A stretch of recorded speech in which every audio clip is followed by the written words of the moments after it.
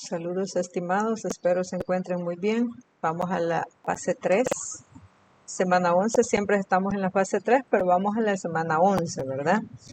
Y para ello pues tenemos las orientaciones académicas. En la semana 11 vamos a la clase 3.6 de la página 118 del libro de texto. El tema es paralelismo dados segmentos proporcionales, parte 1, ¿verdad?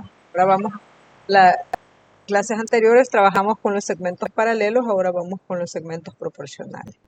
Entonces, vamos a tomar en cuenta, acá tenemos un ejemplo que se ha desarrollado paso a paso, veamos ahí, tenemos que hacer uso de la figura, ¿verdad? En este caso. Y luego vamos a la conclusión, dado un triángulo ABC, si D y E son puntos sobre los lados AB y AC respectivamente, tales que satisfacen AD sobre AB igual AE sobre AC, entonces el segmento BD es paralelo al segmento BC. Eso lo podemos observar acá, ¿verdad?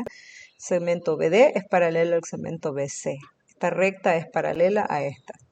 Ok, luego en los ejercicios pues nos dice, tenemos el ejercicio 1, en el triángulo ABC los puntos D y E están sobre los lados AB, estos lados, AB y AC, respectivamente, y satisfacen que AD sobre AB es igual a E sobre AC. ¿Cuál es la medida del ángulo EDA? O sea que me está pidiendo la medida de este ángulo, ¿verdad? EDA, de este ángulo. ¿Cómo saber la medida de ese ángulo? Entonces, como nosotros observamos que acá se ha retrasado una recta, la medida de ese ángulo pues sería la medida del ángulo B. ¿Por qué? Porque estos son ángulos congruentes, ¿verdad? Por ser ángulos congruentes, entonces tendría la misma medida que el ángulo B. Entonces, cuando me pide justifica tu respuesta, es donde nosotros tenemos que colocar ahí que la misma medida, bueno, en este caso, pues es la misma medida que el ángulo B, ¿verdad? En este caso, entonces, el ángulo EDA es igual al ángulo B. Entonces, el ángulo EDA es igual a 56 grados por ser correspondiente, ¿verdad? Entonces, ahí tenemos la justificación.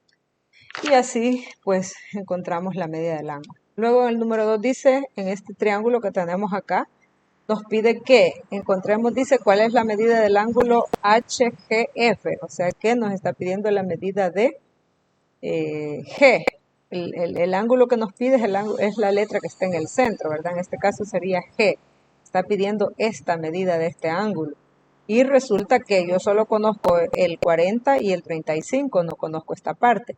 Pero lo puedo hacer como conozco estos dos ángulos y yo sé que la suma de los ángulos internos de un triángulo es igual a 180 grados. Entonces yo digo ángulo Q más ángulo H más ángulo P, eso me debe dar 180 grados, ¿verdad? Pero resulta que hay ángulos que ya conozco. El ángulo Q vale 40, el ángulo H vale 35, el ángulo P no sé cuánto vale, igual a 180. Entonces el ángulo P va a ser igual a 180, le voy a restar los que conozco, que son 40 menos 35, ¿verdad? Entonces tendría ahí 180 menos 40 menos 35, eso sería igual a 105. O sea que el ángulo P es igual a 105, pero ustedes pueden decir, ¿y por qué está buscando el ángulo P? Este que está acá, 105. Porque ese ángulo mide lo mismo que el ángulo G. O sea que el ángulo G, este que está acá, mide también 105. Por lo tanto, el ángulo G también es igual a 105, ¿verdad? Ok, entonces ahí tenemos otro ejercicio, pero vamos al cuaderno de ejercicios y tenemos acá pues el tema, siempre nos ubicamos paralelismo, clase 3.6.